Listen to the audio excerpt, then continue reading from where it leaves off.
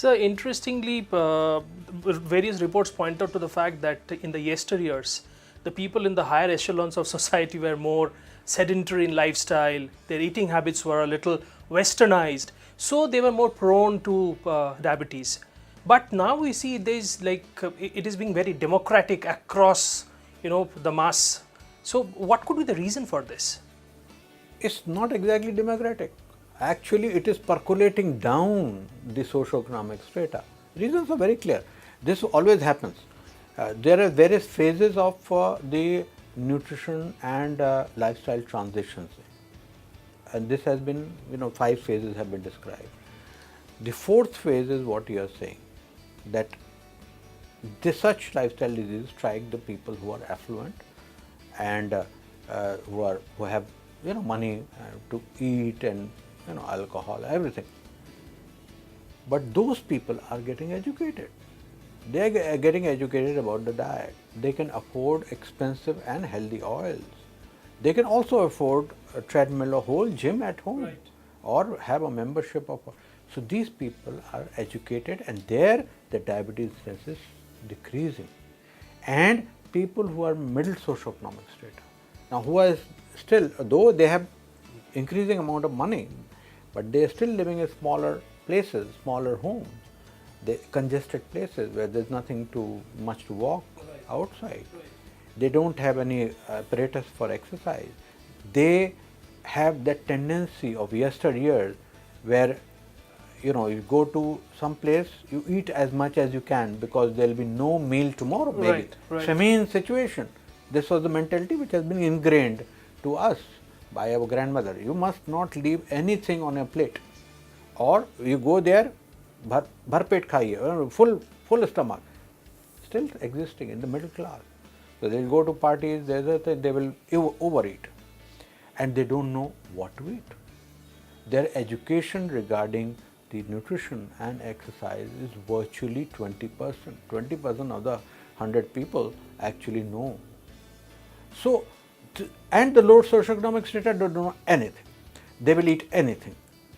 And most of them will use cheap, partially hydrogenated vegetable oil, which is vanaspati, and cook all sorts of things, pakoras, etc.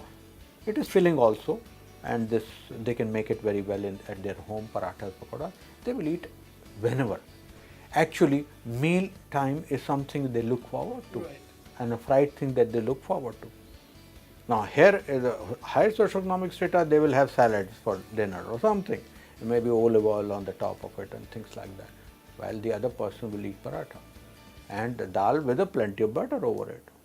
So this is the situation which is existing in it. So you have a very strong background in research and beyond the 300 papers, you said something very, very striking. While there is a belief that Western food culture has influenced India, is there any specific demographic who are much more vulnerable? I mean, there are certain predictions that if you have diabetes in your family history, it's a possibility.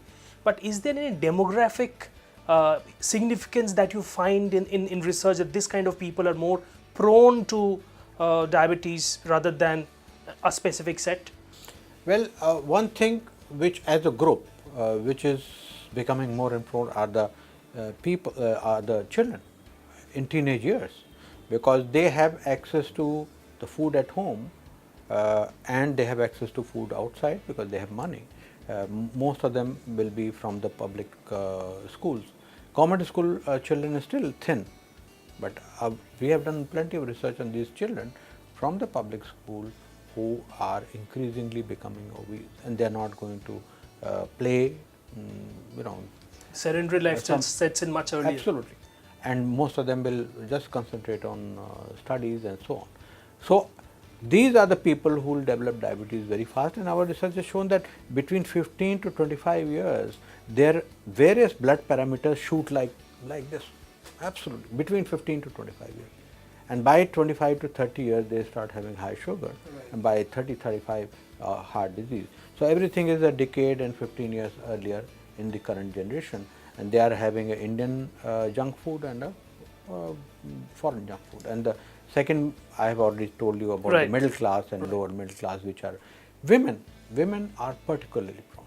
Now, most of our research has shown that women are more obese than men.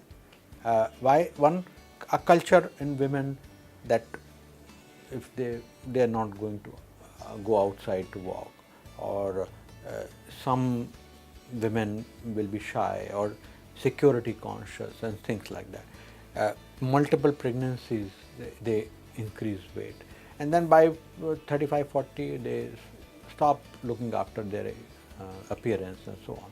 Western women who are 50, 55, they look after their appearance very well. They jog, they walk, and so on.